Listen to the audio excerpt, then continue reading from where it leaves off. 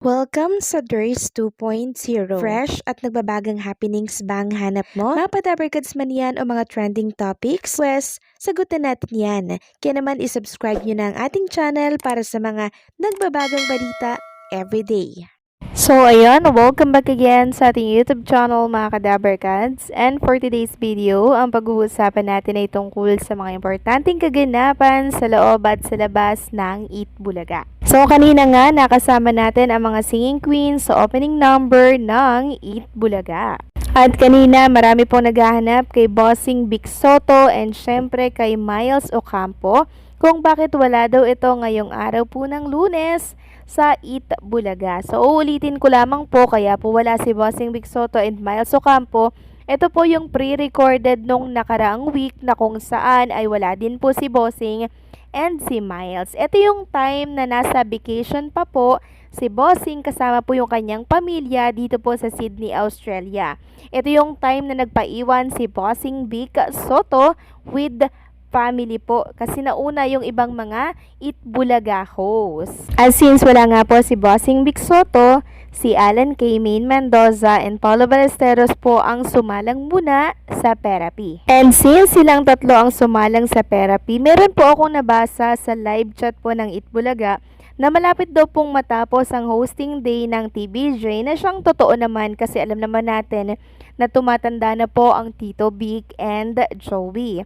Darating at darating yung time na kailangan po nilang magpahinga kasi hindi naman po sa habang panahon ay malakas po sila, hindi ba? Kaya ang sabi po ng ilang mga netizen, malapit nang matapos ang hosting day ng TBJ, sana ma-develop ng husto ang next generation ng host. Meron pang nagsabi dito na paano na lang pag wala na ang TBJ, di maganda sa kamay ni Alan na jowa Pau ang AB. Ilan lamang yan sa mga komento at napupuna po ng ilang mga netizen at dabarkads na nakatutok po sa Eat Bulaga. So lahat naman po ng bagay ay napag-aaralan mga Kadabarkads. And tingin ko kayang-kaya naman po ng mga next generation na susunod sa TBJ ang hosting dito sa Eat Bulaga. Yun nga lang, mababawasan po, 'di ba? Kasi ang pundasyon talaga ng Eat Bulaga ay ang Tito Vic and Joey. Ngayon, kung mawala man sila dito sa hosting sa Eat Bulaga, syempre wala na po yung dating, alam nyo yun, parang nawalan po ng kinang. Eat Bulaga pa rin pero iba na po yung mga mukha. Wala na yung haligi talaga ng naturang programa. Samantalang happy birthday naman sa anak ni Tito Soto, ang ating MTRCB chairperson, walang iba kundi si Miss Lala Soto Antonio. And kahapon nga po binati siya ni Tito Soto. Sabi niya, happy birthday MTRCB Chairperson Lala Soto. May the Lord continue to bless you with health, happiness, and peace. Enjoy your special day. Samantalang pag-usapan naman natin ang ginawang pagsuporta po ni Jerome Ibardome sa mga gig po ng kapwa niya clones sa Circuit Makati noong 10/10/2025. So nakakatuwa lang po dahil talaga nagtutulungan sila at nagsusuportahan sila. At meron nga po ako nabasa dito mula sa isang account na Jerome Ibardome and Roel Carino ang dalawa daw sa pinakasikat na contestant sa The Clones. Si Jerome, ang ka-voice ni Elvis, ay hinahangaan dahil sa kanyang classic charm, powerful voice at paraan ng pagkanta na tila bumabalik ang mga manonood sa panahon ng rock and roll. Samantalang si Roel naman, ang ka-voice ni Matt Monroe ay kilala sa kanyang malambing na boses, matinding-tindig at emosyon sa bawat awitin. Magkaibang estilo pero parehong may dalang authentic talent at karisma na bihirang makita ngayon. Kaya't hindi nakapagtataka na bawat paglabas nila sa entablado ay umaapaw ang sigawan at papuri mula sa mga netizens. Silang patunay na sa The Clones ang tunay na talento hindi kailanman mawawala sa spotlight.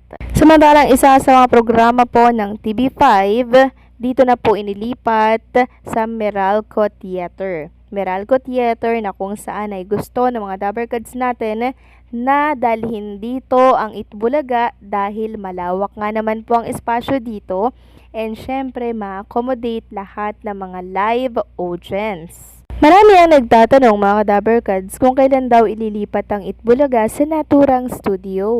Kung ako ang tatanungin mga ka-Dabarkads, base po sa aking nalalaman, wala pa pong plano ang naturang production or management tungkol dyan. Dahil okay naman po ang kalagayan nila dito po sa TV5 Studio. 'Di ba? Okay naman yung space at sinabi rin po ng TVJ na hindi mahalaga na malaki ang bahay or ang kanilang studio. Kaya wag na muna tayo maghangad ng malaking studio para po sa Dabarkads at sa Itbulaga. Dahil ang importante dito, marami po ang natutulungan ng TVJ at ng Itbulaga. Samantalang isang noontime program ang posible pong masuspinde.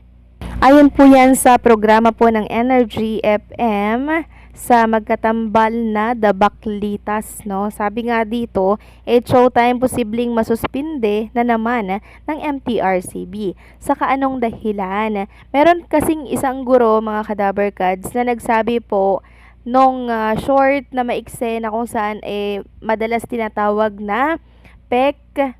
Ayan, kayo na po yung magdugtong. Ayun, nasabi po yun ng isang teacher. So, bawal po kasi yun. At pangit pong pakinggan yun, lalo na po ng mga kabataan natin na nanonood po ng noontime show. Kaya agad naman po na humingi ng sorry itong si Vice Ganda kay Chairwoman Lala Soto na hindi daw sinasadya. So, ang nakakatuwa lang daw dito ay agad pong umaksyon si Vice Ganda at humingi po ng tawad. Kaya possible na hindi na daw ito isuspinde. Pero bawal po talaga yon mga ka-Dabarkads, no? Magsalita ng ganon on air, on live television. Ewan ko ba kung bakit yan po ang tinawag sa maiksing short mga ka-Dabarkads, no? Coming from teacher pa yon mga ka-Dabarkads, kaya medyo nakakaloka din po, 'di ba? Teacher ka, tapos magsasalita ka ng ganyan, 'di ba?